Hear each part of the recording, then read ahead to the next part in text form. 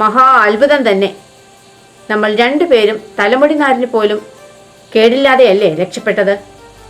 Wrong സൈഡിൽ കൂടി വന്ന് ഇത്രയും വലിയൊരു അപകടം വരുത്തി വെച്ചിട്ട് നിങ്ങൾ വേദാന്തം പറയുന്നു. ഞാൻ ഏതായാലും പോലീസിനെ വിളിക്കുകയാണ്.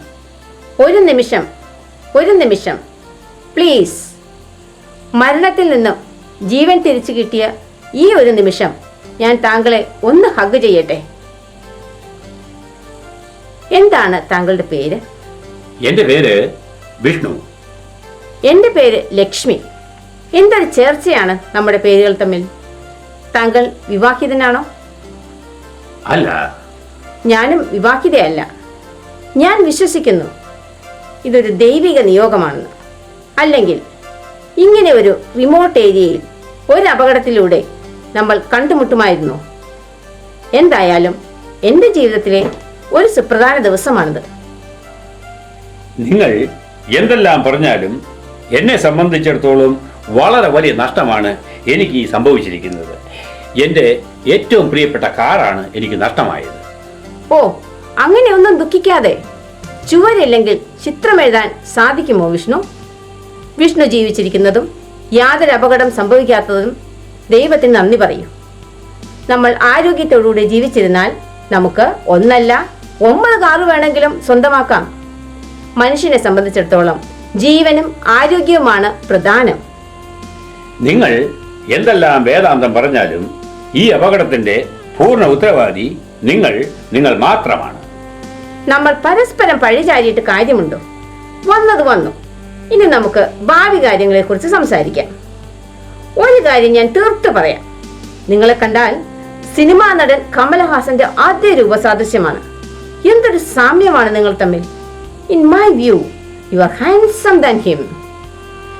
ലവ് അറ്റ് ഫസ്റ്റ് സൈറ്റ് എന്ന് പലരും പറഞ്ഞപ്പോൾ അത് വെറും തോന്നൽ മാത്രമാണെന്ന് ഞാൻ വാദിച്ചിരുന്നു.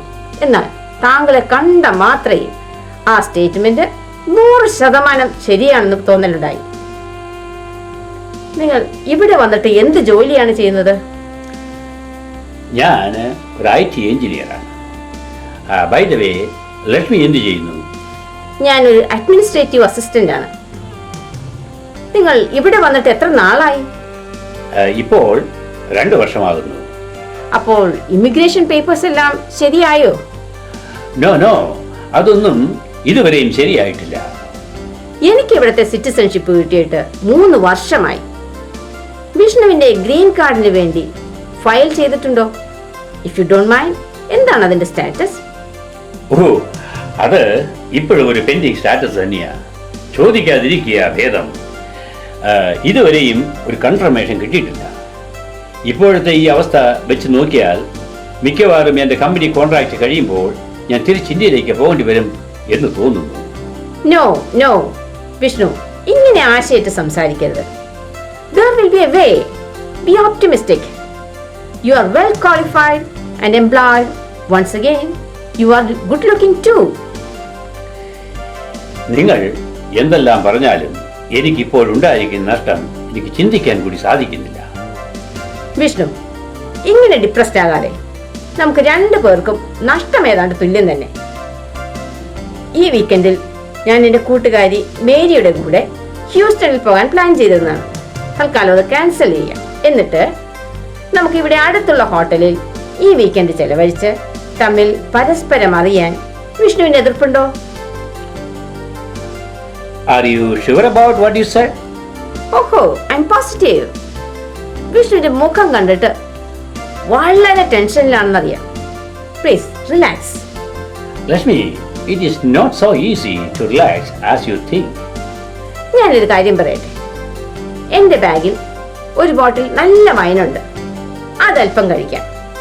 അപ്പോൾ വിഷ്ണുവിന്റെ ടെൻഷൻ എല്ലാം മാറി വിഷ്ണു വളരെ ചീറപ്പാവും. ഇതാ.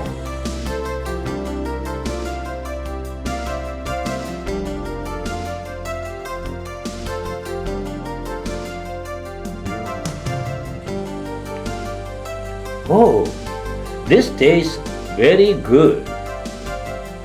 ഇപ്പോഴെങ്ങനെ തോന്നുന്നു? അർത്ഥമില്ലാത്ത ജീവിതത്തിന് അർത്ഥമുണ്ടാക്കുന്നത് നമ്മൾ തന്നെയാണ്. Now I feel much better. ഇത്രയായ സ്ഥിതിക്ക് ഞാൻ കാറിൽ നിന്നും എൻ്റെ ബ്രീഫ് കേസ് എടുത്തിട്ട് വരട്ടെ.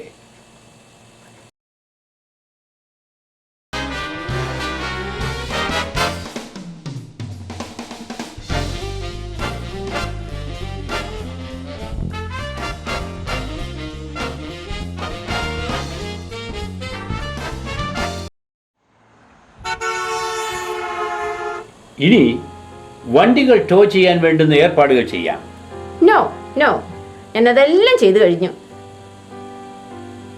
Lakshmi, you are so nice than I thought. Thank you very much. Okay.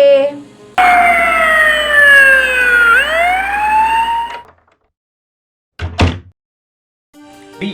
Received a call for an accident. Is there an injury to anybody? No injury.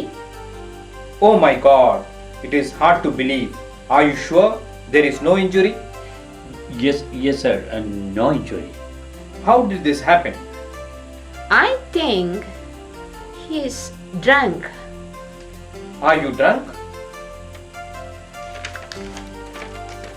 I need to do a breath test. You blow hard into this device.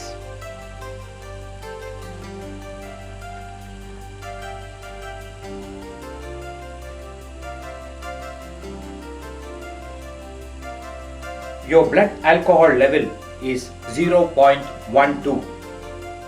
If it is 0.08 or more, you are under the influence of alcohol. Sir, you are under arrest for DUI. നൊമ്പരപ്പിക്കുന്ന ലാവണ്യധാരയായി അന്നവൾ ആദ്യം ചിരിച്ചു. ആ മണിപ്പുഞ്ചിരിച്ചപ്പിൽ നിന്നാദ്യത്തെ വഞ്ചന മണ്ണിൽ തെറിച്ചു വീണു. ഇന്നും പ്രതിധ്വനിക്കുന്നു ആ ചിരി, ഇന്നും പ്രതിധ്വനിക്കുന്നു.